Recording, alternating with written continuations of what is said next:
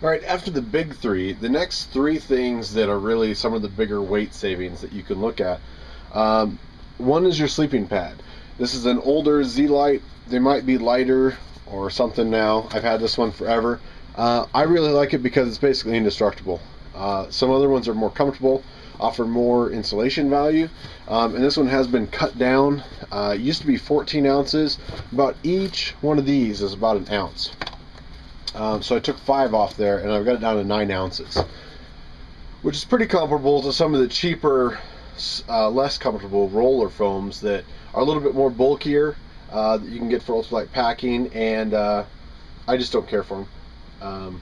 They are cheaper. Again, ultralight doesn't have to be expensive. You're basically sacrificing bulk with this, but I've been pretty comfortable with this. I don't see a reason to get an inflatable one that I got to worry about carrying a patch kit and stuff. The next big one is your rain gear, and with using the Sil poncho, that is my rain gear and is also my my shelter. And so again, that's 8.5 ounces. The third of the last big three, secondary three, I guess you call them, people look for is your cook set. And I've done a video on this. This is the Trail Designs Caldera. This is their keg stove. Uses a Foster's beer can. This one is slightly modified to fit the cone, but on the trail you could always pick up another one and easily replace it, which is pretty cool if you're worried about its longevity and stuff like that. Some other ideas, obviously, if you weren't going to carry a poncho, if I had you know, a real shelter, I probably wouldn't carry the poncho as a dual item. So again, probably not the most lightweight. You guys saw it in a video last year. This is the REI, just their Gore-Tex version rain shell, and if you guys remember, I bought this for $29 because it was in the extended size range. When you fold it down, it'll get to about the size of the stuff sacks, about this size. It's pretty stuffed when it's in there, but it will come back compact down to that. But weight wise, it's not the lightest. If I remember, let's see, REI rain jacket is 18 ounces, so just over a pound. And there are lighter options out there. Again, lighter doesn't have to be expensive. If any of you guys know Dry Ducks or the Frogs togs that a lot of guys wear, very lightweight, very breathable, but completely waterproof material. It basically has the pores in it that don't allow water to go through. They're not as long lasting. You know, if I were to hike the Pacific Crest Trail, they'd basically be considered disposable gear. You won't see rain pants with me, and merely because I don't, honestly, I'll get this black out of here, I don't like wearing pants when I hike.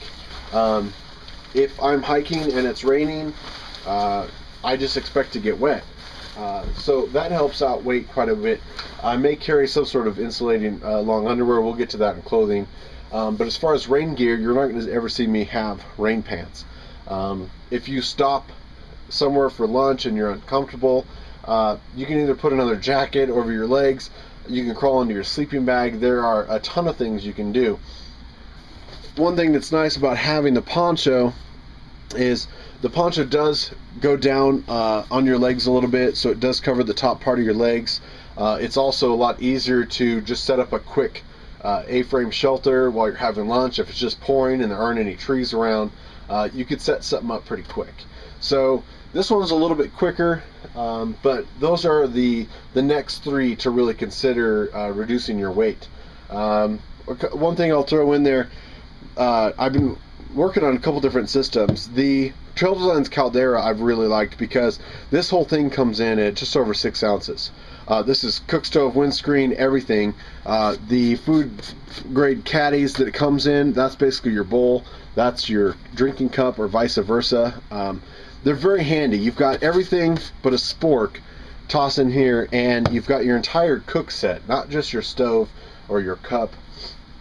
At 6 ounces is ridiculous. I have a review on that. I also have a review on my favorite stove that I usually use, which is the Tri Caldera. It's called the Tri. It's a titanium caldera, which I don't have in front of me. One thing you haven't seen is the introduction of the Inferno, which I recently started using because I've been using it more for wood burning. And this is the Inferno cone, and it's meant to sit inverted inside the caldera, and you basically create a little firebox in there, and the cone sits over there. But because this is made of titanium, that means that I can use it like that, stick a couple titanium pegs through. The bigger slots make it a little more trickier than actual holes designed in the caldera. And then I can use one of my favorite go-to mugs on here, which is the Snow Peak 700. That whole setup weighs 5 ounces, which is lighter than this. I still get that includes the 1210 stove, the Trail Design stoves in there. When I weighed it, was just at 5 ounces. So not only do I have a pretty decent windscreen, I don't get the benefit of having the cup sit inside the cone like the true caldera, but I have a pot stand, windscreen. It's made out of titanium. If I wanted to, I could build a fire under there, and I'm using a lightweight cup that can serve as my bowl.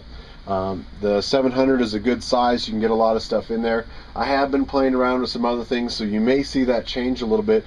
But to give you an idea of what is considered a lightweight cook set, the GSI Pinnacle Soloist, they do have the Minimalist out now, but the Soloist for a long time, that was considered a very lightweight aluminum pot. This weighs just itself, not the lid or the cup that comes with it. This is 6.5 ounces. Just this. I don't have anything else with it. Just that. So it starts to get your mind wrapped around what is lightweight versus what is ultralight, and it's sort of, you know, it's utilizing a few other products that I had strewn together to create a new cook set. I've done some boil times on this. This works very well. I don't have a feed door for fire making in there. And talking to some other people that have tried to do a wood burning stove, the reason I started setting up something on my own like this setup without taking the Tri, which is only around 13 pounds even with the Inferno insert, and again then I would have to utilize the caddies and everything that goes with it, and a little bit bigger cup.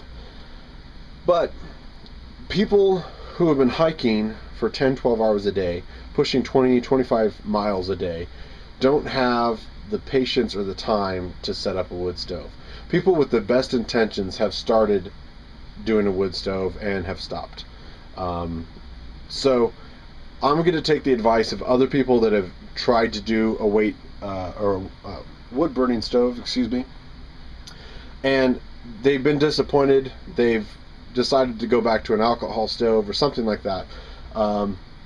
Not just the convenience and stuff, it's not always, there's some places you actually have to get a permit to even burn in there. Now, although you may not get checked or, you know, spotted on that, it is an extra issue. But talking to people that have wanted to save weight of fuel, not carrying alcohol fuel, they've decided to go with the wood burning stove, and it just hasn't worked out for them.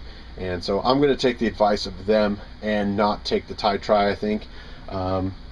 So I don't know which one. I mean, this thing's fully safe inside here. The Foster's can really won't get beat up, or the aluminum caldera, if you keep it in the caddy. So it's really not an issue. The lightweight, fragile nature of this is fully protected in this caddy, and it's a very good setup. So I'm torn between that. So thanks for watching.